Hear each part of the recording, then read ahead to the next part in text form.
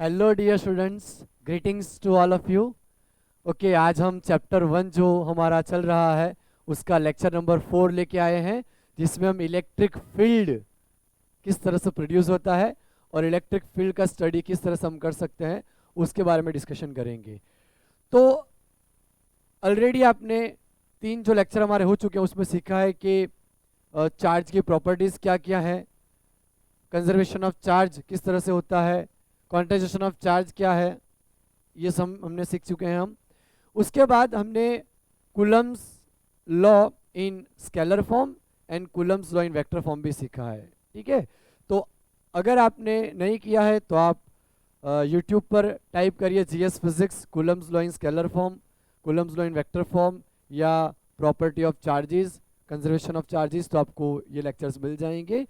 ये लेक्चर आपने अच्छे से कर लिए हैं तो अब हम इलेक्ट्रिक फील्ड के लिए जा सकते हैं। और अगर आपने फोर्स के लेक्चर्स नहीं भी देखे हैं तो भी आप इलेक्ट्रिक फील्ड समझ सकते हैं, लेकिन इलेक्ट्रिक फील्ड के लिए आपको फोर्स कैसे लगता है दो चार्ज के बीच में, ये आना ज़रूरी है।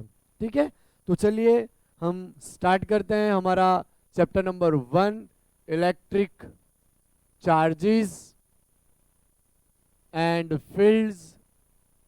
उसमें पहले जो 3 लेक्चर हम कर चुके हैं उसमें हमने समझ लिया है कि इलेक्ट्रिक चार्ज का स्टडी कैसे होता है और स्टडी क्यों इम्पोर्टेंट भी है। ठीक है, और इलेक्ट्रिक चार्जेस के बीच में जो इलेक्ट्रोस्टैटिक फोर्स लगता है वो 2 टाइप का होता है। इलेक्ट्रोस्टैटिक फोर्स वो अट्रैक्टिव टाइप का भी हो सकता है या रिपल्सिव टाइप का भी हो सकता है। तो ये सारी बातें हम ऑलरेडी डिस्कस कर चुके हैं। अब बच्चों में स्टार्ट करना है फील्ड के बारे में, इलेक्ट्रिक फील्ड के बारे में। ठीक है, तो इलेक्ट्रिक फील्ड स्टार्ट करने से पहले मैं आपको याद दिलाऊंगा स्टैंडर्ड 11। सर वापस स्टैंडर्ड 11? तो स्टैंडर्ड 11 से ही हमें कोरिलेट करना है इसको। आपने स्टैंडर्ड 11 में ग्रेविटेशन चैप्टर सीखा है। ग्रेविटेशन में आपने सीखा है कि अगर कोई भी मास एग्जिस्ट करता हो बॉडी का तो वो अपने आसपास क्या करेगा, ग्रेविटेशनल फील्ड क्रिएट करता है। तो जिस तरह से कोई भी बॉडी का मास ग्रेविटेशन फील्ड प्रोड्यूस करता है उसी तरह से चार्ज भी एक इफेक्ट प्रोड्यूस करता है। उसी इफेक्ट को जो स्पेस में उसके अगल बगल जो प्रोड्यूस हो रहा है चार्ज के, उसी इफेक्ट को हम बोलेंगे इलेक्ट्रिक फील्ड। इलेक्ट्रिक फील्ड बताने के लिए मैं आपको एक एग्जांपल बताता हूं, फिर हम इलेक्ट्रिक फील्ड स्टार्ट करते हैं कि इलेक्ट्रिक फील्ड क्या है, क्या चीज़ है। ठीक है, तो सबसे पहले मैं आपको अगर ये बताऊं कि अभी मैं मई महीने में ये रिकॉर्ड कर रहा हूँ वीडियो और काफ़ी गर्मी का मौसम है, गर्मी का माहौल है, तो मेरे इस रूम में अगर मान लो कि टेम्परेचर 35 डिग्री सेल्सियस है, यानी बहुत ही ज़्यादा गर्मी है, तो अगर मैं उस कोने में जाऊं, उस कोने में जाऊं, वहाँ जाऊं या वहाँ जाऊं, हर जगह मुझे टेम्परेचर फील होगा, वो गर्मी फील होगी, क्योंकि रूम में क्या है, एक फील्ड है, टेम्परेचर का फील्ड है। तो कहीं भी चला जाऊं मुझे गर्मी तो लगनी ही लगनी है। समझ आया? तो जिस तरह से ये टेम्परेचर का फील्ड है उसी तरीके से बहुत अलग अलग तरीके के फील्ड हो सकते हैं।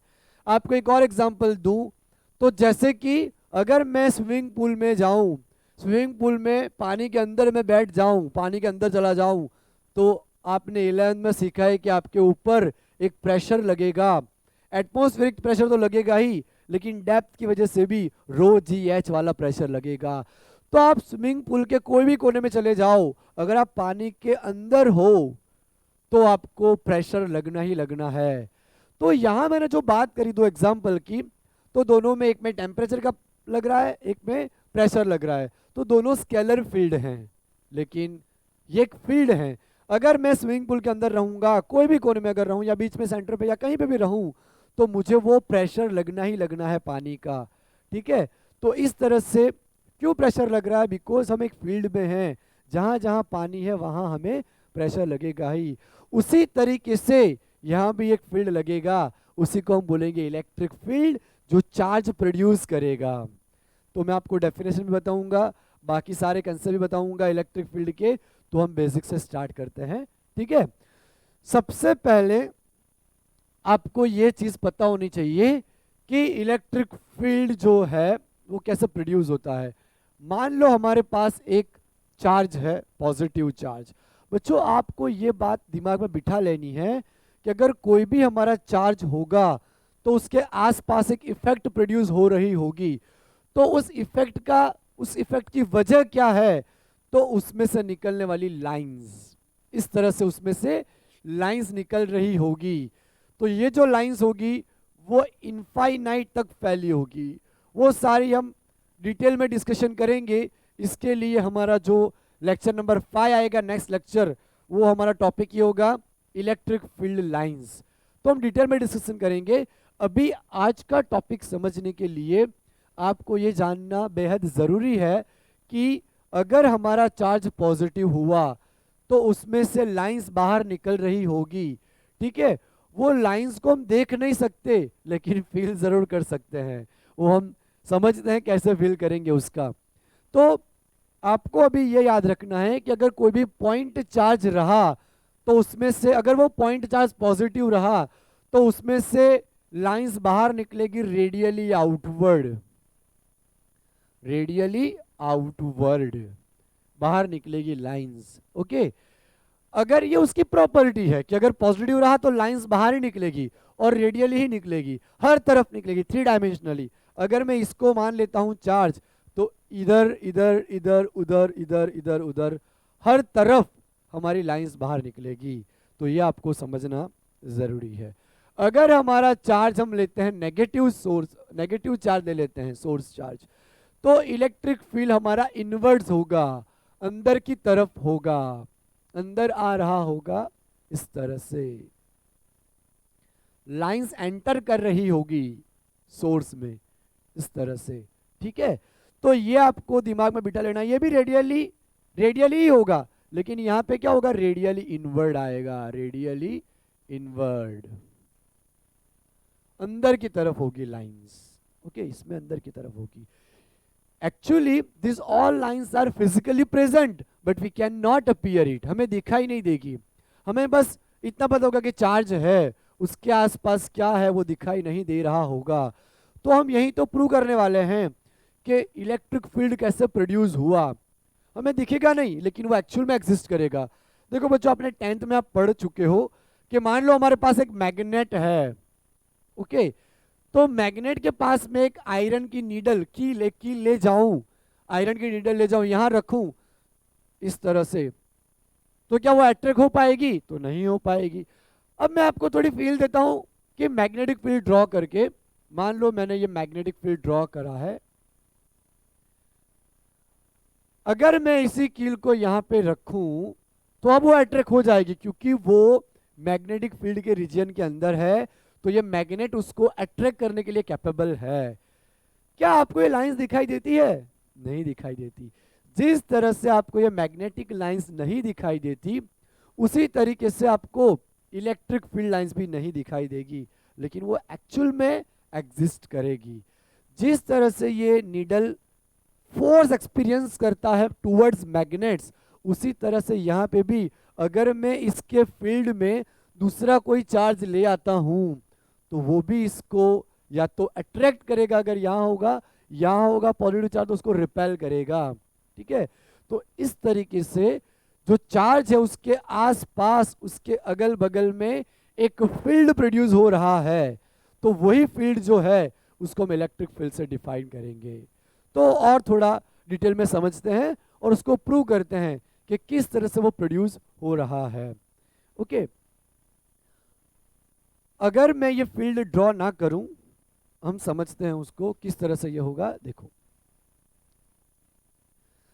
आपको अभी बस इतना याद रखना है कि अगर पॉजिटिव चार्ज रहेगा तो इफेक्ट जो है वो बाहर तरफ निकल रही होगी, और नेगेटिव चार्ज होगा तो इफेक्ट अंदर की तरफ आ रही होगी। तो हमें ये प्रूव करना है। तो बच्चों, प्रूव करने के लिए ही हमें यहाँ पे क्या करना होगा, एक हम चार्ज लेते हैं जिसको हम बोलेंगे सोर्स चार्ज। तो मान लो यहाँ पे हमारे पास एक चार्ज है पॉजिटिव Q, इसको हम एक पॉइंट मान लेते हैं, ओरिजिन पॉइंट O। तो ये हमारा जो पॉजिटिव चार्ज Q है, तो यहाँ पे एक फील्ड क्रिएट हो चुका है क्योंकि हमने चार्ज लिया है, ठीक है। हमें ये पता करना है कि इसके आसपास कौन सी इफेक्ट प्रोड्यूस होती है। अभी जो मैंने आपको दिखाया कि एक मैग्नेट है, उसका एक मैग्नेटिक फील्ड प्रोड्यूस हो रहा है।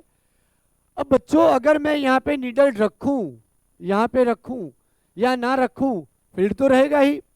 नीडल रखूं तो भी फील्ड है, नीडल नहीं रखी है मैंने तो भी फील्ड है, यानी मैग्नेट है तो फील्ड रहेगा ही। उसी तरीके से हमें यही प्रूव करना है यहाँ पे कि अगर हमारा सोर्स चार्ज है तो वो फील्ड प्रोड्यूस कर रहा होगा, चाहे दूसरा कोई चार्ज फोर्स लगाने के लिए, फोर्स एक्सपीरियंस करने के लिए वहां पे आए या ना आए। ठीक है, इलेक्ट्रिक फील्ड तो वहां पे होगा ही। अब मान लो हमारे पास ये एक पॉजिटिव चार्ज है और मैं यहाँ पे रेड कलर की मार्कर से ड्रॉ कर रहा हूँ फील्ड लाइंस। इस तरह से हमारी फील्ड लाइंस होगी, इस तरह से। ठीक है, और वो इनफाइनाइट तक फैली होगी। ओके, अब मान लो मुझे यहाँ पे ये प्रूव करना है कि एक्चुअल में यहाँ पे कोई फील्ड है और फोर्स लगता है चार्ज पार्टिकल के ऊपर। ये जो बच्चों हमारा चार्ज है इसको हम बोलेंगे सोर्स चार्ज। ये सोर्स चार्ज क्या करता है, इलेक्ट्रिक फील्ड प्रोड्यूस करता है। ठीक है, अब देखो अगर हम यहाँ पे एक छोटा सा चार्ज ले लें जिसको हम बोलेंगे टेस्ट चार्ज, यहाँ पे हमें डाउट है कि सोर्स चार्ज के आसपास कोई इफेक्ट प्रोड्यूस होती है या नहीं होती, तो हमें यहाँ पे टेस्ट करना है, उसका एग्जाम लेना है चार्ज का कि वाकई में क्या वो प्रोड्यूस कर रहा है फील्ड। तो वो करने के लिए हम एक चार्ज, एकदम छोटा सा चार्ज लेंगे, एकदम छोटा सा यानी जीरो के एकदम करीब। ओके, तो इसको हम बोलेंगे टेस्ट चार्ज, क्योंकि यहाँ पे हमें टेस्ट करना है कि एक्चुअल में source charge electric field produce कर रहा है या नहीं, या टेस्ट चार्ज को नज़दीक लाने पे या दूर ले जाने पे फोर्स पे कोई इफेक्ट आता है या नहीं। तो ये हमें यहाँ पे प्रूव करना है। ओके, टेस्ट चार्ज के बारे में 2-3 इंपॉर्टेंट चीज़ आपको बताता हूँ। टेस्ट चार्ज हो सके, जितना आपसे हो सके उतना हमें यहाँ पे स्मॉल लेना है। Test charge should be very very small. Small क्यों लेना है बच्चों, उसकी बहुत बड़ी वजह है, क्योंकि अगर मैं ये टेस्ट चार्ज, हमने अभी पॉजिटिव ले रखा है, टेस्ट चार्ज हमें यहाँ पे पॉजिटिव लेना है, सोर्स चार्ज हमने पॉजिटिव लिया हुआ है ताकि हम यहाँ डिफाइन कर सके कि रिपल्सन हो रहा है। अगर मैं ये नेगेटिव लेता, टेस्ट चार्ज हम पॉजिटिव रखेंगे तो वो अट्रैक्ट करता उसको। टेस्ट चार्ज बच्चों हमें स्मॉल क्यों लेना है कि अगर हम टेस्ट चार्ज को नजदीक लाते जाएंगे लाते जाएंगे, अगर उसकी वैल्यू बड़ी होगी तो हमारा सोर्स चार्ज वहां से खिसक जाएगा कूलम्बियन फोर्स की वजह से, कि two charges of equal magnitude, two charges of like charges are repel from each other. तो हमें सोर्स चार्ज का तो हम यहाँ एग्जाम ले रहे हैं कि वो प्रोड्यूस करता है कि नहीं, उसी को हम भगा देंगे तो फिर मतलब क्या रहेगा, वो हमारा यहीं पे रहना चाहिए, वो डरना नहीं चाहिए, यहाँ से भाग नहीं जाना चाहिए, वो वहाँ पे रहेगा तो ही तो हम यहाँ प्रूव कर पाएंगे कि वो प्रोड्यूस कर रहा है फील्ड। ठीक है, तो उसको वहीं पे बने रखने के लिए हम ये जो टेस्ट चार्ज है वो हो सके, हमसे जितना हो सके उतना हम स्मॉल लेंगे। समझ आया? तो ये वजह है कि टेस्ट चार्ज हमें स्मॉल लेना है, एकदम छोटा सा लेना है कि इसको कोई प्रॉब्लम नहीं होनी चाहिए। बच्चों हमारी बुक पे तो ऐसे लिखा है कि इतना छोटा लेना है कि ऐसे मान लेना है कि वो इलेक्ट्रिक फील्ड प्रोड्यूस नहीं कर रहा। अब ये भी तो चार्ज है, ये भी चार्ज है, ये छोटा चार्ज है, तो छोटा चार्ज भी इलेक्ट्रिक फील्ड प्रोड्यूस तो करेगा, लेकिन हमें ये अज्यूम करना है कि वो इलेक्ट्रिक फील्ड ना के बराबर प्रोड्यूस कर रहा है। ऐसा पॉसिबल तो नहीं है, लेकिन हमें मानना तो पड़ेगा, प्रूव करना है तो। ठीक है, तो इस तरह से हमें मान लेना है कि ये बहुत ही स्मॉल चार्ज है, वेरी वेरी स्मॉल, इतना स्मॉल के जीरो होने में बस कुछ ही देर बाकी है। ठीक है, तो इस तरह से हम उसको ब्रिंग करेंगे। अब अगर हम उसको ब्रिंग करेंगे तो हमें यहाँ पे एक इफेक्ट दिखेगी। क्या इफेक्ट दिखेगी? जो इफेक्ट दिखेगी उसी को हम बोलेंगे इलेक्ट्रिक फील्ड। अब देखो हमारे ये चार्ज का मैग्नीट्यूड कितना है उसके ऊपर डिपेंड करेगा कि इसको फोर्स कितना लग रहा है। मान लो ये जो पेन कैप है मैं उसको पॉइंट चार्ज ले रहा हूं, अब अगर मैं नजदीक ला रहा हूं तो मुझे पता चल रहा है कि मेरे हैंड पे एक फोर्स लग रहा है अपोजिट डायरेक्शन में। ओके, आप खुद से लाओगे नजदीक तो आपको फील होगा, आप अगर दो मैग्नेट के नॉर्थ नॉर्थ पोल को लाओगे तो आपको अपने आप से फील होगा कि नॉर्थ पोल नॉर्थ को रिपेल कर रहा है, दूर धक्का दे रहा है, बिना टच किए, बिना टच किए प्रोड्यूस कर रहा है फील्ड, यानी कि इसीलिए तो उसको फील्ड फोर्स बोलते हैं। जैसे कि gravitational field that is a field force, magnetic field that is a field force, उसी तरीके से ये हमारा इलेक्ट्रिक फील्ड है जो कि फील्ड फोर्सेस है, बिना टच किए प्रोड्यूस हो रहा है। तो मैं यहाँ पे इस छोटे से चार्ज को नजदीक ला रहा हूँ, तो मुझे पता चला कि मेरे हैंड पे अपोजिट डायरेक्शन में फोर्स लग रहा है। ये फोर्स कितना लगेगा वो डिपेंड करेगा कि हमारा सोर्स चार्ज का मैग्नीट्यूड कितना है, उसकी वैल्यू कितनी है, उसके ऊपर डिपेंड करेगा। तो ये जो इफेक्ट प्रोड्यूस हो रही है, फोर्स लगाने वाली इफेक्ट, तो ये फोर्स कौन लगा रहा है? ये जो लाइंस निकलती है चार्ज के अंदर से वो हमें दिखती नहीं है। तो बच्चों जो ये लाइंस निकल रही है वो फोर्स लगा रही है, ये आपको ध्यान रखना है, ठीक है।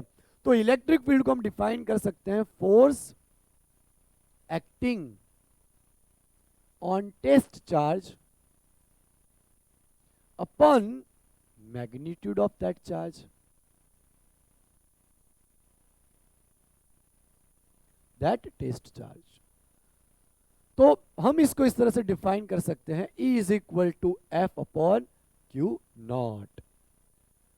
बच्चों हमारी एनसीईआरटी में इस तरह से भी लिखा है डिफाइन करके कि हो सके उतना हमें टेस्ट चार्ज छोटा लेना है, यानी कि आप अगर उसको लिमिट लगा दो तो और भी बेटर है। लिमिट Q0 टेंस टू 0, यानी कि ये 0 की और है, ओके। 0 होने में बस कुछ ही देरी बाकी है, 0 होने ही वाला है। एग्जैक्ट 0 हम नहीं ले सकते, 0 के एकदम नजदीक हम लेंगे, ठीक है। तो अब मैं इसको लिख सकता हूं E is equal to F upon Q0। मैं आपको यहाँ ये चीज बताना चाहूंगा कि force is a vector quantity, उसी तरह से इलेक्ट्रिक फील्ड, जिसको हम इलेक्ट्रिक फील्ड इंटेंसिटी भी बोल सकते हैं, इलेक्ट्रिक फील्ड इंटेंसिटी, तो electric field intensity vector quantity है। तो सर उसकी डायरेक्शन क्या आएगी? तो बच्चों इलेक्ट्रिक फील्ड की डायरेक्शन वही होगी जिस तरफ वो चार्ज को फोर्स लगा रहा होगा। अब मैं अगर इस चार्ज को यहाँ ला रहा हूँ और उसको फोर्स लगेगा तो उसको इसी डायरेक्शन में लगेगा, तो वही डायरेक्शन हमारी इलेक्ट्रिक फील्ड की रहेगी। तो ये चीज आपको नोट करनी होगी कि direction of electric force is along the direction of electric force, direction of electric field is along the direction of electric force. जिस तरफ हमारा इलेक्ट्रिक फोर्स लग रहा होगा उसी के अलोंग हमारी इलेक्ट्रिक फील्ड की डायरेक्शन होगी, ओके। मैं यहां लिख देता हूं, direction of electric field is along the direction of electric field, okay. तो इलेक्ट्रिक फील्ड में ये पता चला यहाँ पे कि फोर्स अपॉन टेस्ट चार्ज है, तो ये हमारे लिए काफी इंपॉर्टेंट इक्वेशन है। अगर आपको कोई भी क्वेश्चन आता है कि charge particle move in a electric field, तो आप F को सब्जेक्ट बना के इस तरह से लिख सकते हो, चार्ज के ऊपर इतना फोर्स लगेगा, force experienced by charge particle that is equal to F is equal to Q0E। इतना उसके ऊपर फोर्स लग रहा होगा, इतना फोर्स वो एक्सपीरियंस करेगा। बहुत सारे क्वेश्चन आएंगे, अभी हम 2 क्वेश्चन तो मैं आपको कराने वाला हूं, एक नीट का और एक जड़ वाली का, ताकि आपको आइडिया आए कि जब भी कोई चार्ज पार्टिकल को हम फ्री फॉल करते हैं या चार्ज पार्टिकल मोशन कर रहा होता है इलेक्ट्रिक फील्ड के अंदर, तब लगने वाली फोर्स ये होगी Q0E जितनी। अब देखो बच्चों हम इसका यूनिट डिफाइन करते हैं, इसका यूनिट क्या आएगा? तो इसका यूनिट आएगा, फोर्स का हमें पता है कि न्यूटन, और चार्ज का कूलम, न्यूटन पर कूलम, ये इसका यूनिट हो गया। बच्चों हम सेकेंड चैप्टर में भी एक फॉर्मूला लर्न करेंगे, relation between electric field and electric potential, वहां पे एक और फॉर्मूला हम लर्न करेंगे, तो उसके ऊपर से एक और हमारा यूनिट आप यहाँ रख सकते हो, वोल्ट पर मीटर, कोई भी रखो, ज्यादातर अभी हम यूज करेंगे न्यूटन पर कूलम, लेकिन ये भी उसका करेक्ट यूनिट है, ओके। अब हम उसका डायमेंशन फॉर्मूला डिराइव करते हैं, डी फॉर्मूला, डायमेंशनल फॉर्मूला। अब देखो डायमेंशनल फॉर्मूला हमें रट्टा नहीं लगाना है, हमें डिराइव करना है, क्योंकि बहुत सारे डायमेंशन फॉर्मूला आएंगे और कोई भी एग्जाम में आ सकता है। तो देखो हमें बस आपको फोर्स और एनर्जी का याद रखना है। फोर्स का m1L1T-2, एनर्जी का m1L2T-2। तो यहाँ पे हमारा फोर्स है, वो भी नहीं याद रहा हो तो F is equal to ma करके किलोग्राम इंटू मीटर पर सेकेंड स्क्वायर आप डिराइव कर सकते हो। तो फोर्स का m1L1T-2 कूलम का आएगा A1T1। इस तरह से हमारा हो गया। अब अगर हम इसको डिराइव करें तो क्या जाएगा, m1L1, ये T1 ऊपर आएगा, ऑलरेडी -2 तो है ही, ये +1 ऊपर आएगा तो माइनस होगा, तो -3 हो जाएगा, और ये A1 ऊपर आएगा तो A-1 हो जाएगा। तो ये हमारा डायमेंशनल फॉर्मूला आ गया इलेक्ट्रिक फील्ड का, m1L1T-3A-1। हम वोल्ट पर मीटर का यूज करके भी ला सकते हैं बच्चों। देखो अगर हम वोल्ट पर मीटर का यूज करें, वोल्ट पर मीटर, तो पहले हमें वोल्ट का डिराइव करना होगा, वो अभी हम फॉर्मूला पता करेंगे जो चैप्टर नंबर 2 में हम पढ़ेंगे। Work per unit charge is called a potential. तो वर्क का क्या आता है, m1L2T-2, चार्ज का A1T1, तो m1L2T-3A-1, ये हमारा V का आ गया, m1L2T-3A-1, और मीटर का L1। तो L1 अगर ऊपर आएगा तो माइनस होगा, और 2 - 1 होगा तो +1 होगा। तो ये हमारा आ गया डायमेंशन फॉर्मूला। तो क्या मैच कर रहा है, जी sir, m1 m1, L1 L1, T-3 T-3, A-1 A-1। तो इस तरह से डायमेंशन फॉर्मूला आपको डिराइव करना है, और यूनिट क्या, इलेक्ट्रिक फील्ड का न्यूटन पर कूलम और वोल्ट पर मीटर। अब बच्चों अगर मैं आपको डेफिनेशन बताऊं इलेक्ट्रिक फील्ड की, तो आप ऐसा भी बोल सकते हो, the effect prevailing around a source charge is called electric field।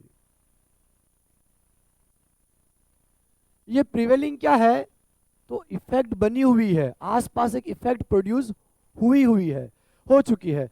तो वो जो इफेक्ट प्रोड्यूस हुई है, ओके, तो उस इफेक्ट को हम क्या बोलेंगे, इलेक्ट्रिक फील्ड। या आप ऐसा भी बोल सकते हो, charge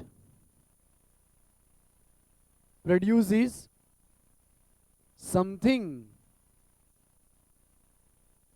charge produces something which is called, charge produces something around it, around its space is called electric field intensity। याद रखना बच्चों कि इलेक्ट्रिक फील्ड इंटेंसिटी आए या इलेक्ट्रिक फील्ड आए, दोनों एक ही चीज है, अलग अलग नहीं है, दोनों एक ही है। तो ये अभी हमने बताया कि इलेक्ट्रिक फील्ड की वजह क्या है प्रोड्यूस होने की, या किस तरह से हमने टेस्ट किया, ठीक है। अब बच्चों ये जो फॉर्मूला है, इसके ऊपर से इसको मैं यहां लिख देता हूं, E is equal to F/Q0। अभी हम वेक्टर हमारे लिए इंपॉर्टेंट नहीं है, उसको हम अभी नहीं देख रहे हैं, इसको मैं इक्वेशन 1 बता देता हूं। अब इसके ऊपर से हम लाएंगे कि अगर पॉइंट चार्ज हो हमारा तो कितना इलेक्ट्रिक फील्ड प्रोड्यूस करता है। इसके लिए आपको ये याद रखना है कि point charge should be very very small. Point charge ऐसा होना चाहिए कि हमारा जो यहाँ पे सोर्स है उसको कोई प्रॉब्लम ना आए, वो अपनी जगह से, अपनी लोकेशन से हिल ना जाए, कहीं दूर ना चला जाए, इतना बस हमें ध्यान रखना होता है।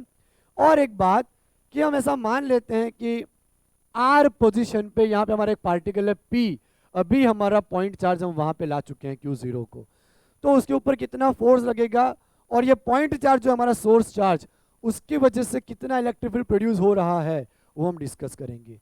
तो अभी हमारा टॉपिक है electric field due to a point charge. इसको मैं मिटा देता हूं, अगर आपको जो भी नोट करने जैसा लगे वो आप इसमें से नोट कर सकते हो। ये डेफिनेशन में बिठा रहा हूं,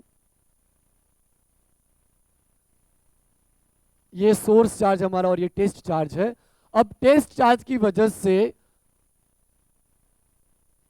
हमने यहां पता किया कि फोर्स तो लग रहा है, ओके। अगर ये -Q होता तो टेस्ट चार्ज सीधा अंदर आता है, ऐसे फोर्स अंदर की तरफ लगता है, तो इसका मतलब ये होगा इलेक्ट्रिक फील्ड भी अंदर होता, क्योंकि हमने लिखा है डायरेक्शन ऑफ इलेक्ट्रिक फील्ड। ठीक है बच्चों, अब देखो इसको भी अब मिटा देते हैं। आपको ये याद रखना है यहाँ पे कि सोर्स चार्ज वो हमारा यहाँ पे मेन चार्ज है। अभी मैं टाइटल लगा रहा हूं electric field due to a point charge. Electric field due to a point charge. मान लो हमारे पास एक पॉइंट चार्ज है बच्चों। इलेक्ट्रिक फील्ड का जो फॉर्मूला है वो ये है, E is equal to F by Q. एक अभी हम प्रोड्यूस डिराइव करेंगे, और एक आएगा relation between potential and electric field, जो हम चैप्टर 2 में करेंगे। लेकिन अगर उसके और एप्लीकेशंस देखें तो और डिफरेंट डिफरेंट फॉर्मूला भी आएंगे, तो वो भी आपको याद रखने हैं। ये जो अपना इलेक्ट्रोस्टैटिक है ना, उसमें दो चीज़ों में पूरा गेम है फिजिक्स का, एक तो कंसेप्ट और एक फॉर्मूला। कंसेप्ट पता हो तो भी फॉर्मूला तो पता होगा, होना चाहिए ना, तभी तो हम वैल्यू पुट करके आंसर लाएंगे। तो ये दो चीज़ें आपके लिए बहुत ही ज़रूरी है। ओके, अब देखो हम एक कंसिडर करते हैं, consider a point source charges okay at a origin O. Consider a test charge at a point P from O point at a R distance. R distance पे हम एक यहाँ पे पॉइंट अज्यूम कर रहे हैं, P पॉइंट, वहाँ पे हम चार्ज को ला चुके हैं Q0। तो क्या होगा कि दो चार्ज हो गए, जैसे ही दो चार्ज होते हैं कूलम लॉ एप्लीकेबल हो जाता है। ओके, तो force between Q0 and capital Q is defined as source charge और टेस्ट चार्ज के बीच में बच्चों फोर्स लगेगा, तो वो फोर्स की वैल्यू आएगी के Q1 Q2 upon R square. के Q1 अपना मान लो कैपिटल Q है, दूसरा Q2 मान लो सोर्स चार्ज है, अपॉन आर स्क्वायर। ये हमारा हो गया, इसको हम ले लेते हैं इक्वेशन नंबर 2। अब हम क्या कर सकते हैं, इसकी वैल्यू को यहां रख सकते हैं। तो सब्स्टिट्यूट इक्वेशन 2 इन इक्वेशन 1। अगर मैं इक्वेशन 2 की वैल्यू को इक्वेशन 1 में रखता हूं तो क्या होगा, E is equal to F की जगह हम रख देंगे K capital Q Q0 upon R square whole divide by Q0। Q0 हमारा यहाँ पे कैंसिल हो जाएगा, तो इलेक्ट्रिक फील्ड हमारा आएगा, अभी वेक्टर हम नहीं डिफाइन कर रहे, E is equal to K Q upon R square. ये आर स्क्वायर हमारा नीचे आ जाएगा, तो क्या आया फॉर्मूला, के क्यू अपॉन आर स्क्वायर। बच्चों ये जो फॉर्मूला है that is the electric field due to a point charge. ये आपको अच्छे से याद रहना चाहिए। तो ये हमारा फॉर्मूला इंपॉर्टेंट है न्यूमेरिकल्स करने के लिए। ठीक है, electric field due to a point charge. अगर हमारा एक पॉइंट रहा, जैसे ये सोर्स चार्ज है, तो वो कितना इलेक्ट्रिक फील्ड प्रोड्यूस करेगा, के क्यू अपन आर स्क्वायर। जैसे कि आपको दिख रहा है कि इलेक्ट्रिक फील्ड किस पे डिपेंड करेगा, तो के तो कांस्टेंट है, वो डिपेंड करेगा सिर्फ दो चीजों पे। एक तो उसका चार्ज कितना है, सोर्स चार्ज, उसकी वैल्यू कितनी है, और दूसरा उसका डिस्टेंस कितना है जो पॉइंट ऑफ स्टडी है। मान लो कि मुझे P पॉइंट पे डिफाइन करना है, तो मेरा आर क्यू से लेकर P तक का होना चाहिए। अगर मुझे यहां फाइंड करना होता तो मेरा डिस्टेंस इतना आता। ओके, तो सबसे इंपॉर्टेंट बात, it depends on distance between, distance कहां से कहां तक का, जो सोर्स चार्ज इलेक्ट्रिक प्रोड्यूस कर रहा है वहां से लेकर जहां हमें स्टडी करना है पॉइंट को, वहां तक का इलेक्ट्रिक फील्ड वो डिस्टेंस पे डिपेंड करेगा आर के ऊपर। तो ये हमारा पॉइंट चार्ज का फॉर्मूला आ गया, तो ये भी आप नोट कर सकते हैं, ये हमारा इंपॉर्टेंट फॉर्मूला है, मैं बता चुका हूँ। इसके ऊपर से हम न्यूमेरिकल्स भी करेंगे। अगर हम इसको वेक्टर फॉर्मेट में करें तो देखो वेक्टर फॉर्मेट में कैसे आएगा, अगर हम उसको वेक्टर लेते हैं, ये अभी हमारा स्केलर फॉर्म में है। अगर हम वेक्टर फॉर्म में करें तो इलेक्ट्रिक फील्ड की डायरेक्शन इंपॉर्टेंट है, तो K Q upon R square, हमें यहाँ आर कैप लगाना होगा। इलेक्ट्रिक फील्ड कहाँ, तो आर की डायरेक्शन में, इस तरफ। ठीक है, तो अब हमें पता है कि जैसे कि आर कैप क्या होगा हमारा, vector R upon mod of R. ठीक है, तो अगर हम उसको लगा दे तो E is equal to K Q upon R square into vector R upon एक और आर मैग्नीट्यूड ऑफ, तो R square into R that will be R cube, तो K Q upon R cube vector R electric field E. तो ये हमारा electric field हो गया in the form of vector. जब हमारे लिए डायरेक्शन इंपॉर्टेंट होगी तब हम इस तरह से करेंगे, बाकी तो आप इससे ही काम चला लोगे। ओके, और डायरेक्शन भी हम एरो से ही पता कर लेंगे कि पॉजिटिव है चार्ज तो बाहर की तरफ, नेगेटिव है तो अंदर की तरफ। जब दो चार्जेस आएंगे और पॉइंट ऑफ स्टडी हमारा दोनों के बीच होगा या अगल बगल होगा तो भी हम डिफाइन कर सकते हैं। ओके, तो आपको ये इतना याद रखने की ज़रूरत नहीं है, लेकिन ये फॉर्मूला तो आपको आना ही चाहिए, काफ़ी इंपॉर्टेंट है कि क्यू अपन आर स्क्वायर। ठीक है बच्चों, तो हम दो क्वेश्चंस करते हैं। पहले हम एक फ्री फॉल वाला क्वेश्चन करते हैं कि अगर हमने इलेक्ट्रिक फील्ड के अंदर चार्ज को फ्री फॉल कराया तो किस तरह से क्वेश्चन बन सकता है। तो ये जो क्वेश्चन हम करने जा रहे हैं ये क्वेश्चन नीट 2018 में आ चुका है। बच्चों मैं आपको एक चीज़ बताना चाहूँगा कि इसका मैं पूरा एक अलग से लेक्चर लेके आऊँगा कि अगर चार्ज पार्टिकल इलेक्ट्रिक फील्ड में मोशन कर रहा हो तो कैसे कैसे क्वेश्चन बनते हैं। अभी आपको जस्ट फील कराने के लिए कि ये F is equal to Q किस तरह से हम यूज़ कर सकते हैं, इसलिए अभी इसके साथ एक क्वेश्चन मैं जोड़ रहा हूँ यहाँ पे, ठीक है, जो नीट 2018 में आ चुका है।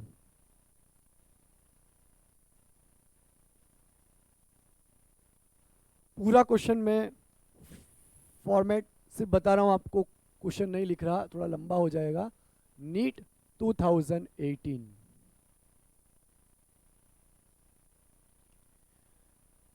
हमें ऐसा बोला है कि एक electric field vertical upward direction में,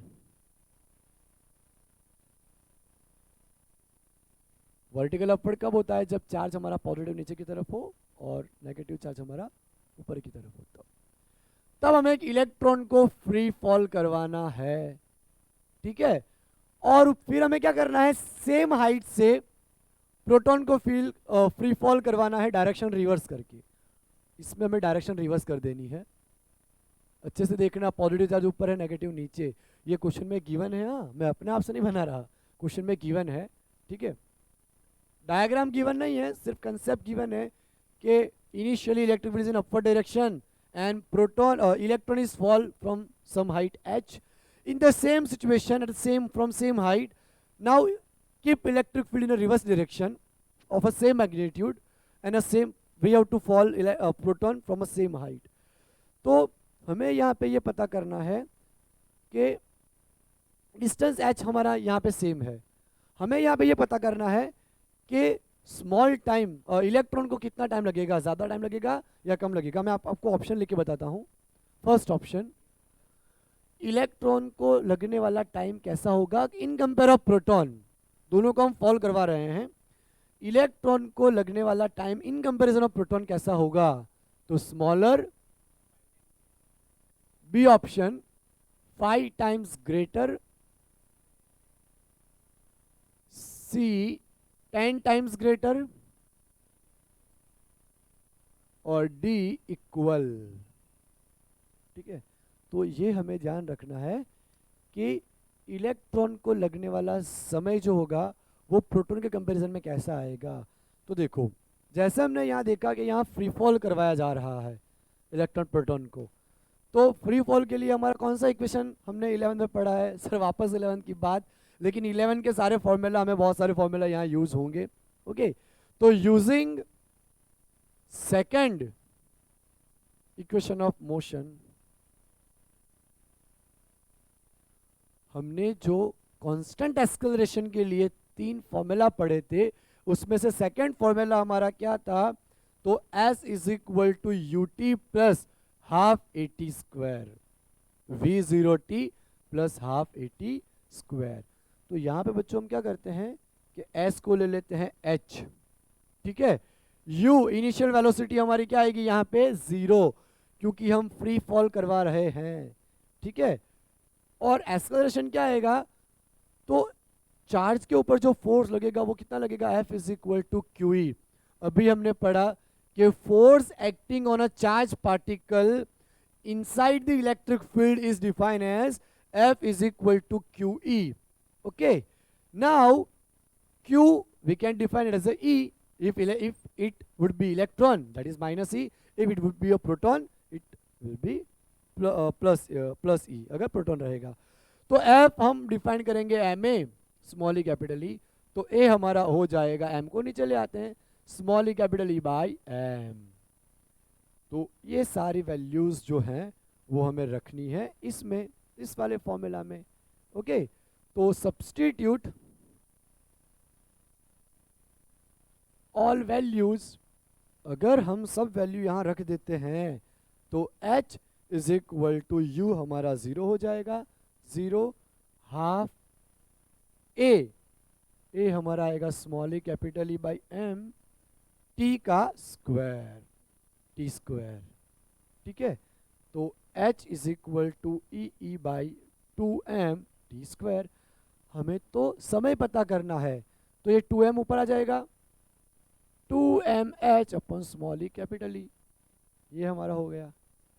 ठीक है, अब बच्चों देखो यहां पे हमें जो क्वेश्चन पूछा है उसमें से हाइट हमारी कैसी है, सेम, हाइट में कोई फर्क नहीं पड़ रहा। जिस हाइट से हमने इलेक्ट्रॉन को फॉल करवाया है उसी हाइट से हमने, अरे यार ये क्या हो गया, उसी हाइट से हमने प्रोटॉन को फॉल करवाया है। तो हाइट सेम है, इलेक्ट्रिक फील्ड भी तो सेम है, और चार्ज भी दोनों का सेम है, 1.6 × 10⁻⁹ और 2 तो हमारा कांस्टेंट है। इसका मतलब ये हुआ कि ये हमारा एक रिलेशन बना, T square proportional to M. अब अगर हम रूट निकालते हैं तो ये आ जाएगा T proportional to √m। Okay, अब बच्चों ये हमें इंडिकेट करता है कि जैसे ही प्रोटॉन का मास ज्यादा होगा प्रोटॉन को लगने वाला टाइम भी ज्यादा होगा। ठीक है, तो इलेक्ट्रॉन को लगने वाला टाइम कैसा होगा, कम। अगर इलेक्ट्रॉन का मास कम तो लगने वाला टाइम भी कम। ठीक है, तो अगर आपको ये रिलेशन डायरेक्टली पता हो तो आपको ये सब करने की भी जरूरत नहीं है। ये सब कंसेप्ट कैसे आया वो सीखने के लिए हमने किया। तो आप डायरेक्टली अगर ये फॉर्मूला याद रखते हो तो इसके ऊपर से पता चल जाता है कि जिसका मास कम उसको लगने वाला टाइम भी कम। तो यहाँ हमारा आंसर आएगा स्मॉलर, इलेक्ट्रॉन को compare to proton smaller time लगेगा। ठीक है, तो एक हमारा क्वेश्चन था जो नीट 2018 में आया था। अब हम यहाँ पे करते हैं एक JEE 2022 का क्वेश्चन।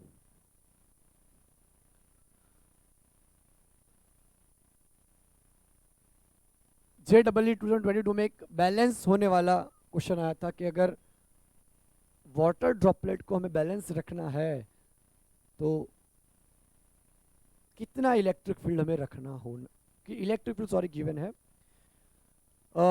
JEE मेन में आ चुका है ये क्वेश्चन 2022। क्वेश्चन लिखते हैं हम, a vertical electric field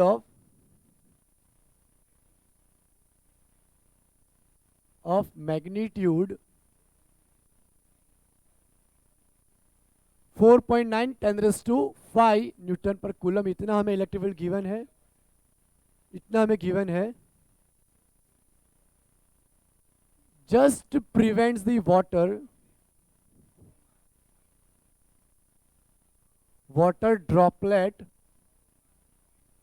of a mass 0.1 gram from falling। अब हमें पता करनी है value of charge on droplet will be. बच्चों एक वाटर का ड्रॉपलेट है इस तरह से, उसको हमें इलेक्ट्रिक फील्ड में क्या करना है, होल्ड रखना है, बैलेंस रखना है। तो उसको ऊपर क्या लग रहा होगा, इलेक्ट्रिक फोर्स, और नीचे क्या लग रहा होगा, weight force, gravitational weight force. बच्चों पहले हम ऑप्शन लिख लेते हैं। पहला ऑप्शन 1.6 × 10⁻⁹ कूलम, 2 × 10⁻⁹ कूलम, 3.2 × 10⁻⁹ कूलम, और डी हमारा होगा 0.5 × 10⁻⁹ कूलम। ओके, यहाँ डबल वैल्यू, यहाँ हाफ वैल्यू। ओके, तो जैसे मैंने आपको बताया कि ये ड्रॉपलेट हमारा, मान लो ये पेन हमारा ड्रॉपलेट है, वो बैलेंस कब रहेगा? एयर में। उसको हमें प्रिवेंट रखना है, होल्ड पे रखना है, एयर में ही इक्विलिब्रियम पे रखना है। जितना उसको इलेक्ट्रिक फोर्स ऊपर लगेगा उतना ही वेट फोर्स नीचे लगना चाहिए, तभी वो चार्ज पार्टिकल हमारा बैलेंस रह सकता है। तो दोनों फोर्स को हम इक्विलिब्रियम मान लेते हैं। तो F E is equal to F G. F E हमारा क्या आएगा? क्यू ई इलेक्ट्रिक फोर्स, और वेट फोर्स हमारा कितना आएगा? M G. ओके, ये ग्रेविटेशनल वेट फोर्स हमारा जो एम जी है। अब देखो हमें क्या फाइंड करना है? The value of charge on droplet. Charge हमें यहाँ पे फाइंड करना है। तो हम क्या करेंगे? इलेक्ट्रिक फील्ड को नीचे ले लेंगे, एम जी अपॉन ई। अब देखो बच्चों, अगर यहाँ पे 4.9 है तो मैं 9.8 ही रखूंगा, तो हमारे लिए इजी रहेगा। अगर ऐसा ना हो तो आप उसको 10 भी कंसिडर कर सकते हो, क्योंकि ऑप्शन हमारे दूर दूर है, इतने नजदीक भी नहीं है। Okay, mass of that drop 0.1 gram, तो 1 gram is equal to 10⁻³ kilogram. आपको याद रखना है बच्चों कि सारी वैल्यू हमारी एसआई यूनिट में होनी चाहिए, पता है ना? ओके, तो ये आपको पता होना चाहिए, ठीक है। अब हमारा जी का वैल्यू क्या आएगा? 9.8 मीटर पर second square. Electric field that is given 4.9 10⁵. अब क्या हो जाएगा? 49 टू ज़ा 98, दोनों में पॉइंट है तो डायरेक्ट हम काट लेंगे उसको। 0.1 इंटू 2 0.2 इंटू 10⁻³ 5 ऊपर आएगा, दैट विल बी -5। तो ये देखो हमारा क्या हो गया? 0.2 10⁻⁸ एक पॉइंट खिसकाएंगे राइट साइड, तो ये वैल्यू और कम होगी। कम होगी कम होगी मीन्स -8 -1, तो इट विल बी -9 कूलम। तो ये हमारी चार्ज की वैल्यू आ गई, 2 इंटू 10⁻⁹ कूलम। तो ये हमारा आंसर आ गया, ये रहा, ठीक है। तो इस तरह से हम ये क्वेश्चन हमने किया, ठीक है बच्चों। मैं जो आपको जेडब्ल्यू के क्वेश्चन करा रहा हूँ वो ज़्यादातर कराऊंगा 21, 22, 23 के, क्योंकि इतने सारे क्वेश्चन हो गए हैं। क्योंकि जो जब से एनटीएन एग्जाम लेना स्टार्ट किया है तब से पेपर हमारे एकदम एनसीईआरटी लेवल के आते हैं, इसलिए मैं ये पूरा एनसीईआरटी लेवल का करा रहा हूँ, ताकि आपको समझ आ सके कि एनसीईआरटी करोगे तो बहुत ही बेनिफिट होगा। एक बार एनसीईआरटी आपका हो जाए फिर आप एक अपर लेवल पे जा सकते हो, ओके। लेकिन एनसीईआरटी एक बार आपको आ जाएगा तो आपके कंसेप्ट क्लियर होंगे और आपको कॉन्फिडेंस भी बूस्ट होगा। इसीलिए जब से एनटीएन एग्जाम लेना स्टार्ट किया है तब उसके बाद वाले मैं क्वेश्चन आपको ज़्यादा कराऊंगा जेडब्ल्यू के लिए, ताकि आपको आइडिया आ सके कि ऐसे क्वेश्चन भी आते हैं जो इतनी इजी लेवल के हैं, ठीक है। अब हम करते हैं हमारा नया टॉपिक, कि अभी हमने जो पता किया वो एक सोर्स चार्ज की वजह से प्रोड्यूस होने वाला इलेक्ट्रिक पता किया। अगर मान लो कि हमारे पास ज़्यादा चार्जेस हों और ज़्यादा चार्जेस अगर फोर्स लगा रहे हों तो किस तरह से हमारी वैल्यू आएगी? ओके, मान लो हमारे पास एक मिनट बच्चों, मान लो हमारे पास मोर देन 1 चार्जेस हैं और वो सारे चार्जेस एक ही पॉइंट पे हम फोर्स लगा रहे हैं। तो देखो क्या होगा, यहाँ पे ये होगा हमारा कि electric field due to system of charges.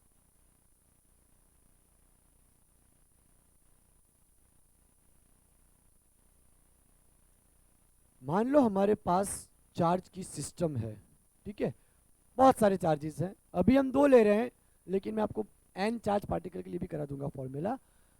तो हमारे पास मान लो 2 चार्जेस हैं और यहाँ पे एक पॉइंट है P पॉइंट, उसके ऊपर वो फोर्स लगा रहे हैं।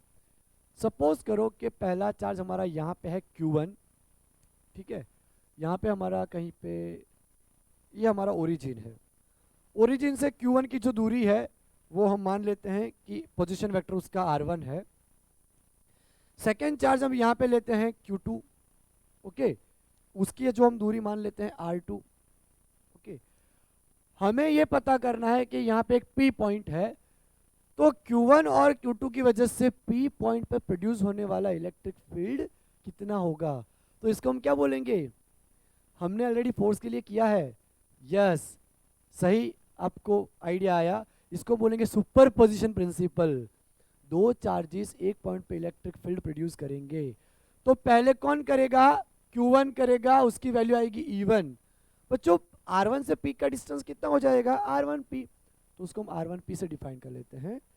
और ये Q2 भी क्या प्रोड्यूस करेगा? इलेक्ट्रिक फील्ड प्रोड्यूस करेगा P पॉइंट पे, तो उसको हम लेंगे E2, और उन दोनों के बीच का डिस्टेंस क्या हो जाएगा? R2P, R2P हो जाएगा। ठीक है, तो हमारा रिजल्टेंट, जैसे हमने 11 में पढ़ा है कि रिजल्टेंट डायगोनल आता है, ये हमारा एक यहाँ पैरेललोग्राम फॉर्म हो रहा है, यहाँ पे देखो, it forms parallelogram, it forms parallelogram. तो रिजल्टेंट हमारा यहाँ से निकल के इस तरह से आएगा, net electric field at P point. ठीक है बच्चों, ये हमारा पोजीशन वेक्टर R रहेगा। तो हम दोनों की वजह से प्रोड्यूस करते हैं, सॉरी, जो दोनों की वजह से प्रोड्यूस हो रहा है इलेक्ट्रिक फील्ड, हम कहाँ से प्रोड्यूस करेंगे? चार्ज प्रोड्यूस करेगा ना। तो चार्ज जो इलेक्ट्रिक फील्ड प्रोड्यूस कर रहा है, ओके, तो वो हम P पॉइंट पे फाइंड करेंगे। तो देखो, electric field at P point due to charge Q1 कितना होगा? E1 is equal to KQ1 upon R1P square R1P cap, ये हमारा 1 हो गया। Similarly electric field due to charge Q2 at point P क्या हो जाएगा? E2 is equal to KQ2 upon R2P square R2P cap. दोनों को अगर हम जोड़ देंगे तो नेट इलेक्ट्रिक फील्ड हमारा हो जाएगा E1 प्लस E2, दोनों की वैल्यू डाल दो।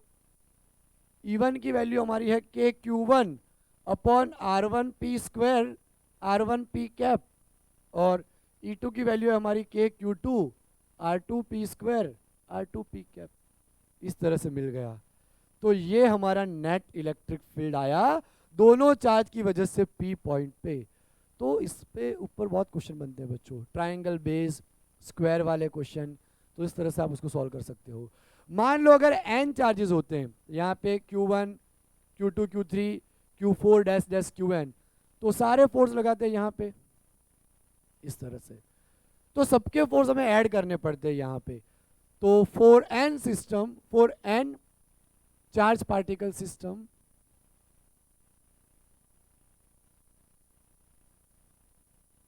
अगर हमारे पास n जितने पार्टिकल्स होते तो ई नेट हमारा क्या हो जाता? KQ1 upon R1P square R1P cap plus KQ2 अपन R2P square R2P cap plus dash dash KQN अपन RNP स्क्वायर RNP कैप।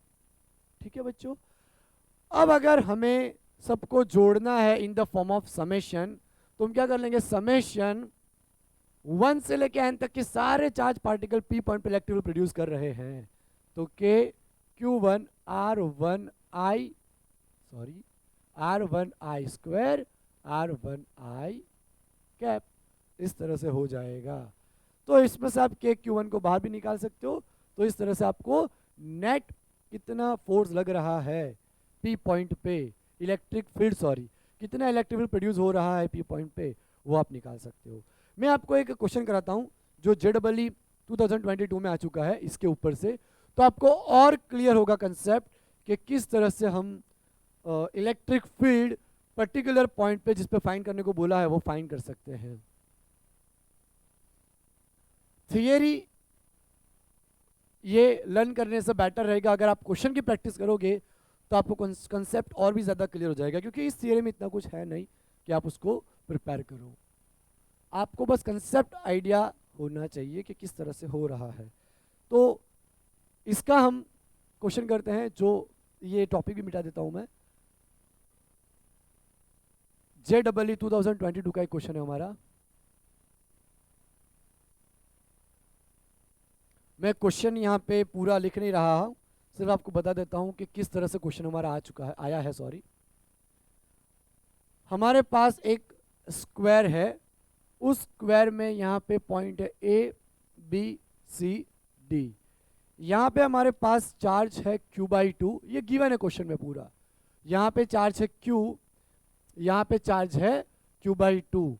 हमें पूछा गया है कि what will be net electric field eight a point D, D point पे कितना electric field produce होगा, और distance हमें बता रखा है ये ए जितना, ए स्क्वायर का ये ए है। अब बच्चों सारी साइड ए है, ये भी ए है, तो आप मुझे बताओ कि ये कितना होगा डायगोनल, कितना होगा, ये पाइथागोरस से, तो कितना आएगा, सही जवाब आपका √2a। ठीक है, ये हमारा √2 आ जाएगा। तो क्वेश्चन हमारा ये है कि what is the electric field at point D, D point पे हमारा इलेक्ट्रिक फील्ड क्या होगा, ऑप्शन में बता रहा हूं आपको।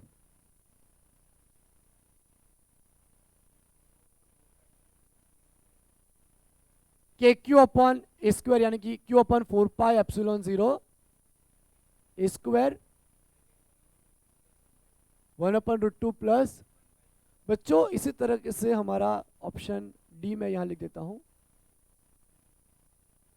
ए यहां पे डी लिखता हूं, Q upon 4πε0 A square 1/√2 minus 1/2। अब हम लिखेंगे बी ऑप्शन, ये थोड़ा आसानी रहती है मुझे याद रखने में, बी ε0 ए स्क्वायर,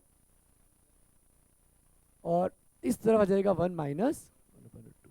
ए बी सी डी, जिस तरह से हमने ए बी सी डी किया है उसी तरह से मैंने ऑप्शन भी लिख दिए, Q upon 4πε0 A square 1 minus 1/2, A B C, और ये हमारा डी है, डी।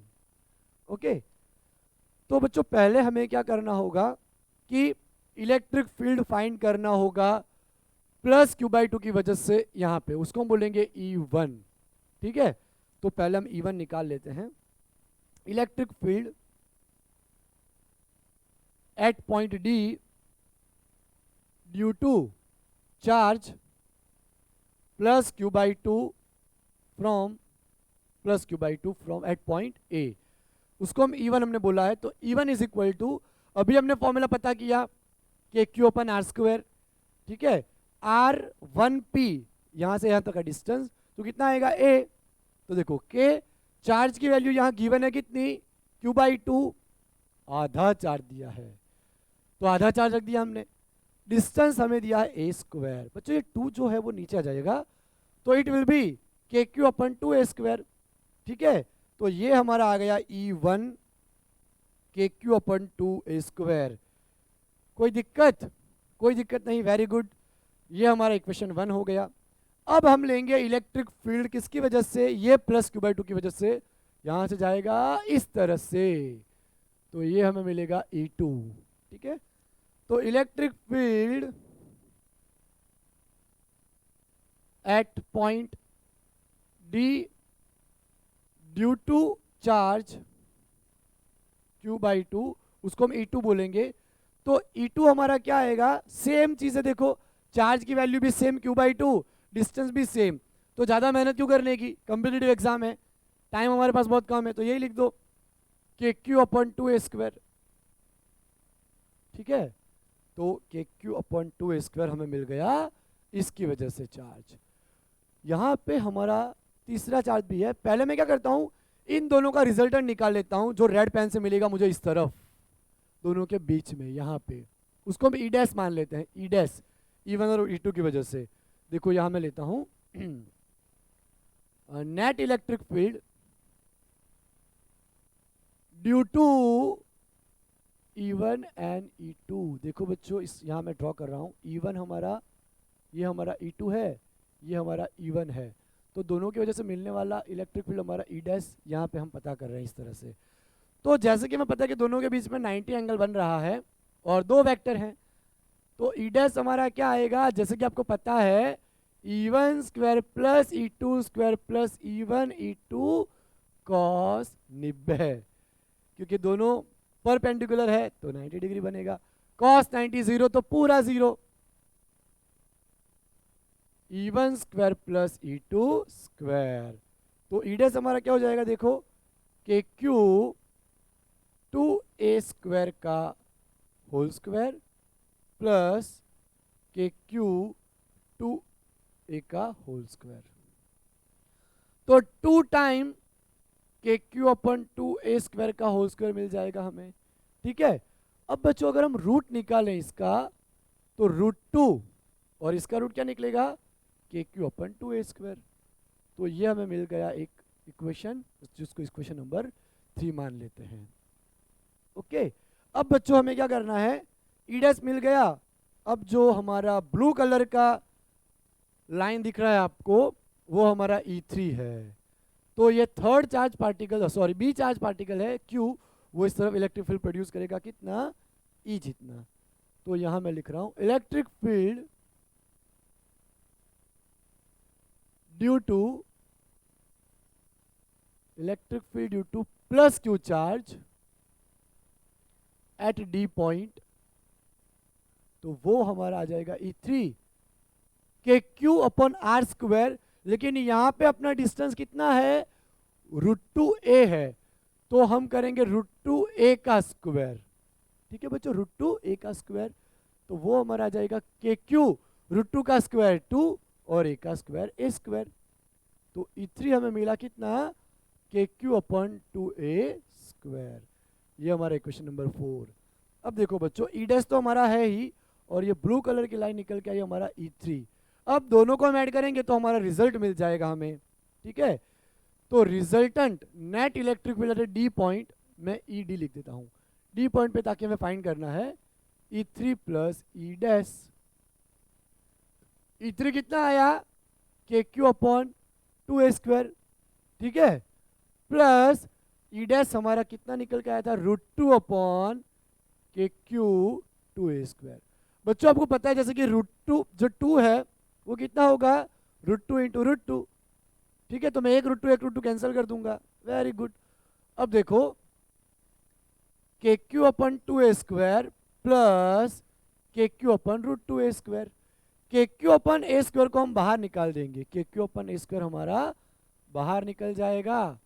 तो 1/2 प्लस 1/√2 हमारा आंसर आ गया। ओके, अगर मैं इसको पहले लिखूं या बाद में लिखूं, इट डजंट मैटर। तो अब अगर ऑप्शन के साथ मैच करो,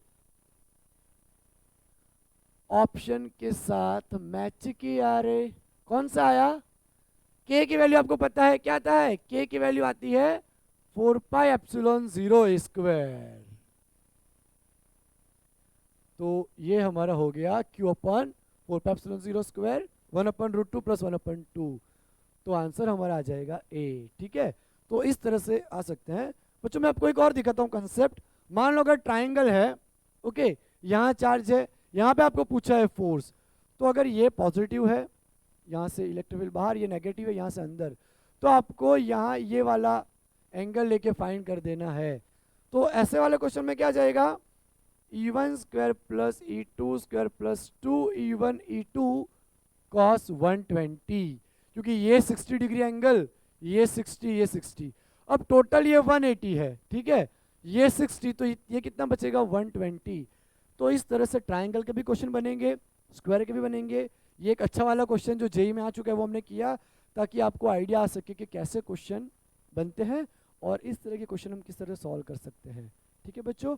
अब हम एक नया इक्विलिब्रियम वाला कंसेप्ट जो हमने पिछले लेक्चर में पढ़ा था, कि अगर दो चार्ज हैं तो थर्ड चार्ज को हम किस तरह से रखें कि सिस्टम हमारी बैलेंस रहे, तो उसी के ऊपर हम एक दो और क्वेश्चन करते हैं, ठीक है, जो हमारे JEE के एग्जाम में आ चुके हैं। उसको हम टॉपिक ले लेते हैं equilibrium of charges. Same topic हमारा इक्विलिब्रियम ऑफ चार्जेस, लेकिन in with reference of electric field.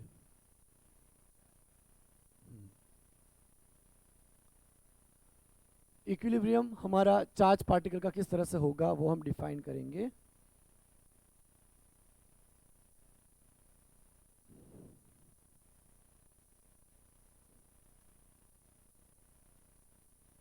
ये हमारा हो गया equilibrium of a charge particles.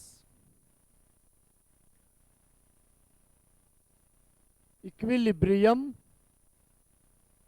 Of a charge particle.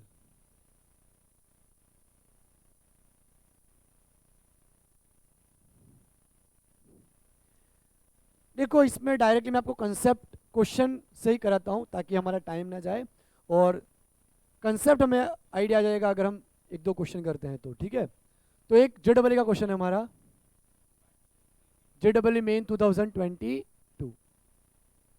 पहले एक काम करते हैं 21 का करते हैं, फिर 22 का करते हैं, ताकि इसमें क्या है कि दोनों चार्जेस अपोजिट नेचर के हैं, तो और ज़्यादा इजी रहेगा हमारे लिए सॉल्व करने में।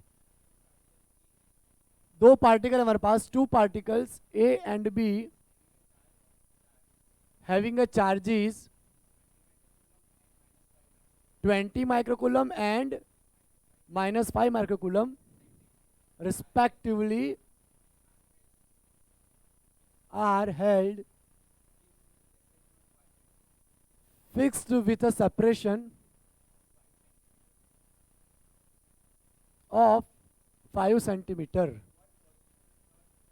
देखो मैं इतना बना देता हूं, एक हमारा 20 माइक्रोकूलम चार्ज है, दूसरा हमारा -5 माइक्रोकूलम चार्ज है, और दोनों के बीच की जो दूरी है, दूरी वो 5 सेंटीमीटर की है, 5 सेंटीमीटर। अब देखो आगे का question, at what point, at what position a third charge particle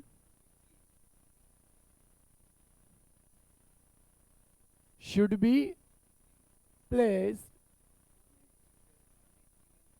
so that it doesn't experience net electric force। हमें इसके अंदर थर्ड चार्ज पार्टिकल को कहां पे रखना है ताकि उसके ऊपर लगने वाला इलेक्ट्रिक फील्ड जीरो हो जाए। ओके, इलेक्ट्रिक फील्ड है यहां पे, मुझे फोर्स लिख दिया, इलेक्ट्रिक फील्ड। ओके, तो हम ऑप्शन लिखते हैं, first option, at 5 centimetre from 20 microcoulomb on left side of system. बच्चों ये हमने पढ़ा था लेफ्ट साइड राइट साइड, वो कैसा आइडिया लेने का, वो आपको आइडिया होगा ही, लास्ट लेक्चर में डिस्कस किया था। At 5 centimetre from -5 microcoulomb on right side of system, third option, at 1.25 centimetre from -5 microcoulomb between two charges, and last option, दोनों के बीच में, at mid point between two charges। इस तरह से बच्चों, ठीक है। अब आप देखो कि क्या पॉसिबिलिटी बनेगी यहां पे, पॉसिबिलिटी तो बनेगी अगर वो जो चार्ज पार्टिकल मैं यहां पे रखूं, अगर वो चार्ज हमारा पॉजिटिव हो, देखो मान लो मैंने यहां पे रखा चार्ज को, पॉजिटिव पॉजिटिव, तो पॉजिटिव क्या करेगा, इलेक्ट्रिक फील्ड इस तरफ लगाएगा, नेगेटिव अंदर की तरफ, तो नेट फोर्स जीरो होगा नहीं, दोनों एक ही तरफ है। ठीक है, तो नेट फोर्स जीरो होने से रहा तो नहीं हुआ। माइनस लेता तो भी यही सिचुएशन आती बच्चों, देखो अगर माइनस लेता मैं तो पॉजिटिव में से इलेक्ट्रिक लाइन बाहर, माइनस में लाइन अंदर, तो भी दोनों सेम डायरेक्शन में आते। तो इसका मतलब हम बीच में नहीं रख सकते उस चार्ज पार्टिकल को, यानी कि वो पॉइंट हमारे दोनों के बीच में तो आएगा नहीं, तो ये ऑप्शन तो हमारा निकल ही गया, मिड पॉइंट वाला, बिटवीन टू चार्जेस, ये भी निकल गया। हमारे पास सिर्फ दो ऑप्शन बचे हैं। अब देखो पिछले लेक्चर में हमने डिस्कस किया था कि एक पॉजिटिव चार्ज एक नेगेटिव चार्ज हो, अनलाइक चार्जेस हो, तो ऑलवेज हमें दोनों के बीच में नहीं रखना है, ऑलवेज कहाँ रखना है, outside the two charges but near to small charge, near to small charge, magnitude में जो स्मॉल हो, इसका मैग्नीट्यूड 5, इसका मैग्नीट्यूड 20, क्योंकि 20 वाला तो अपने पास ऑलरेडी चार्ज ज़्यादा है तो वो इतना डिस्टेंस बैलेंस कर ही लेगा, लेकिन इसके पास चार्ज कम है लेकिन डिस्टेंस कम है, तो वो डिस्टेंस से बैलेंस करेगा। ये चार्ज से बैलेंस करेगा, ठीक है। तो आपको ये याद रखना है कि जब भी ऐसा क्वेश्चन आए अनलाइक चार्जेस वाले, तो थर्ड चार्ज को आपको कहाँ प्लेस करना है, outside this small charges, near bit outside this system near the small charge, ठीक है। तो मान लो कि हम पॉइंट यहाँ पे लेते हैं, ये पी पॉइंट यहाँ पे ले लेते हैं, तो ये डिस्टेंस 20 माइक्रोकूलम से मैं मान लूँ x, ऑप्शन एक्चुअली हमारा 5 से है, सॉरी दोनों से है, तो हम अगर लेते हैं 20 से लेते हैं पी पॉइंट x, इसको मैंने x माना है, इसको ये 5 है, तो ये कितना आएगा x माइनस 5, ठीक है बच्चों। तो हमें बोल दिया गया है कि नेट इलेक्ट्रिक फील्ड हमारा 0 होना चाहिए, ठीक है, ले लेते हैं 0, ठीक है 0। इवन क्या आएगा, के क्यू वन अपन ये प्रोड्यूस करेगा यहाँ पे एक्स स्क्वायर प्लस के क्यू टू अपन ये प्रोड्यूस करेगा, यहाँ डिस्टेंस कितना है x माइनस 5 होल स्क्वायर। अब देखो बच्चों हम वैल्यू रखते हैं, Q1 की वैल्यू क्या है 20 माइक्रोकूलम अपॉन एक्स स्क्वायर, इसकी वैल्यू है -5 यानी के 5 माइक्रोकूलम, प्लस माइनस माइनस कर दिया मैंने x माइनस 5 होल स्क्वायर। अब पूरी यह माइनस वाली टर्म अगर इस तरफ आएगी जीरो के इस तरफ, सॉरी इक्वल टू के इस तरफ, तो that will be positive entirely. तो K 5 microcoulomb x minus 5 whole square that is equal to K 20 microcoulomb upon x square. तो के कट जाएगा, माइक्रोकूलम माइक्रोकूलम कैंसल, 5 4 जा 20, तो क्या बचा यहाँ पे 1 x माइनस 5 होल स्क्वायर, यहाँ पे 4 अपॉन एक्स स्क्वायर। यहाँ पे मैं अब 4 का रूट निकालूंगा, प्लस और माइनस 2 नहीं लूंगा, प्लस 2 ही लूंगा, क्योंकि लास्ट टाइम हमने पढ़ा है कि माइनस वाला पॉइंट मैच नहीं करेगा, आएगा नहीं वो। तो 1 का root 1 square root x minus 5 whole square का x माइनस 5, 4 का 2 और एक्स स्क्वायर का x। अगर हम क्रॉस मल्टीप्लाई करते हैं यहाँ पे, तो x into 1 x, 2 into x 2x, plus minus minus 5 2 जा 10। अगर ये 10 इधर आएगा, ये x इधर आएगा, तो 10 is equal to 2x minus X, x is equal to 10 centimetre. क्या आपको ऐसा ऑप्शन दिखा कहीं पे? तो नहीं है, 5 सेंटीमीटर है। तो क्यों 5 सेंटीमीटर है? तो आप अच्छे से देखो, तो हमें कहाँ से पता करना है, एक तो 20 से, तो 20 से 10 तो ऑप्शन ही नहीं है ऐसा, तो ये हमारा आंसर आ गया, ठीक है। अब देखो -5 से कितना डिस्टेंस है, x minus 5, from -5 microcoulomb x minus 5 है, x हमारा कितना आया 10 माइनस 5, 10 माइनस 5 सेंटीमीटर। तो ये हमारा आंसर आ गया कि at 5 centimetre from -5 microcoulomb on right side. तो देखो सब मैच कर रहा है ना, सारी चीजें मैच कर रही है, -5 माइक्रोकूलम से 5 सेंटीमीटर पे राइट साइड पे। तो ये आपको आइडिया आ गया। अब हम एक और क्वेश्चन कर लेते हैं, लास्ट क्वेश्चन।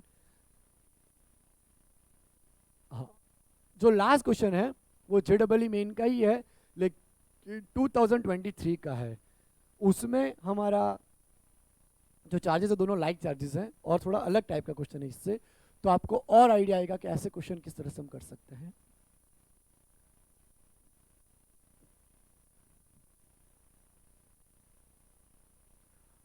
तो ये हमने मिटा दिया इसको, अब हम करते हैं आगे। पहले वो भी क्वेश्चन लिख लेते हैं हम, क्वेश्चन भी लिखना पड़ेगा।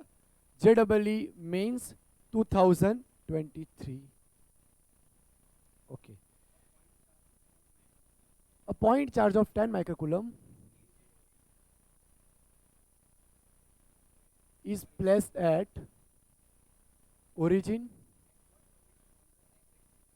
at what location on the x-axis should a point charge of 40 microcoulomb be placed so that the net electric field is 0 at x is equal to 2 centimeter on the x axis. Option लिखते हैं बच्चों, यहां लिखता हूं ए,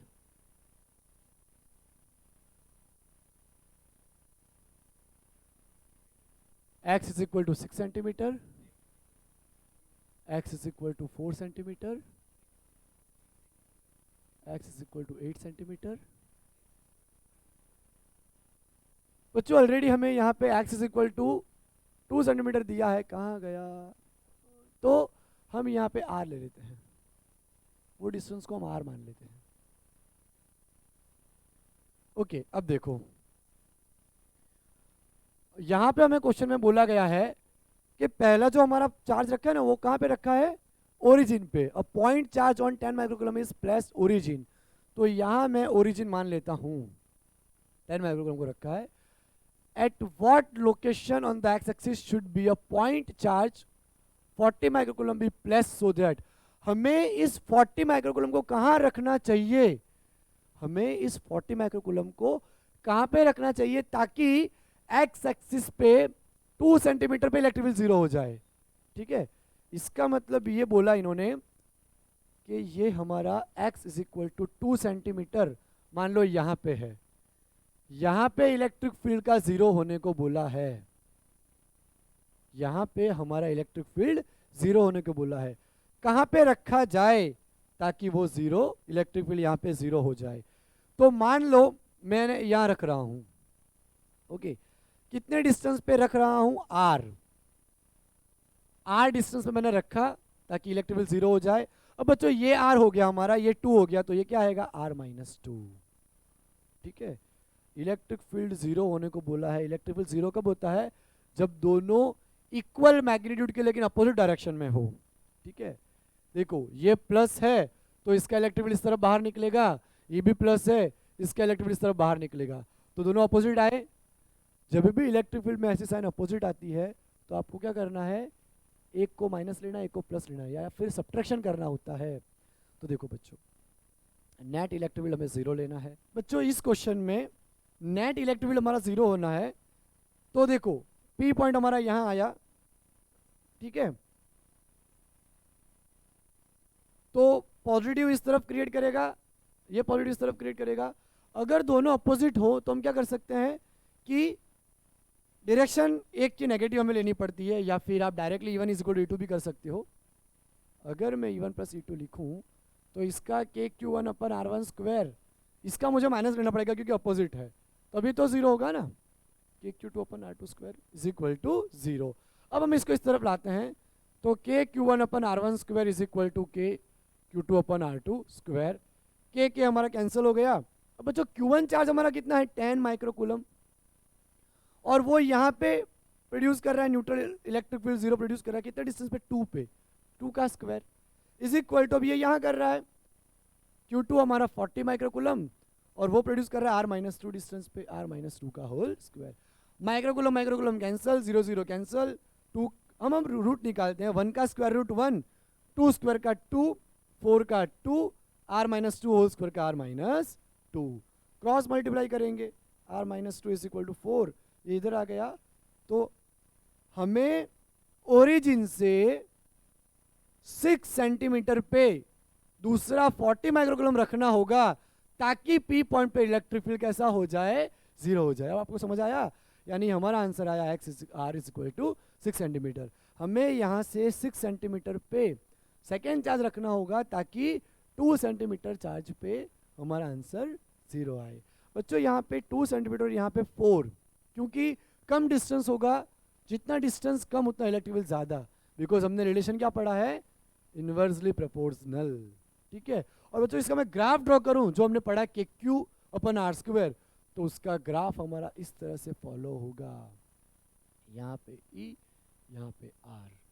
ठीक है, तो ये हमारा इलेक्ट्रिक फील्ड के बारे में पूरा लेक्चर था. अब जो नेक्स्ट लेक्चर आएगा वो हमारा होगा इलेक्ट्रिक फील्ड लाइंस के बारे में. बच्चों ये पूरे लेक्चर के अगर आपको नोट्स चाहिए हो तो आप डिस्क्रिप्शन बॉक्स में जाके वहाँ से नोट्स डाउनलोड कर सकते हैं. ओके, तो हम मिलते हैं नेक्स्ट लेक्चर में. See you everyone. Thank you everyone.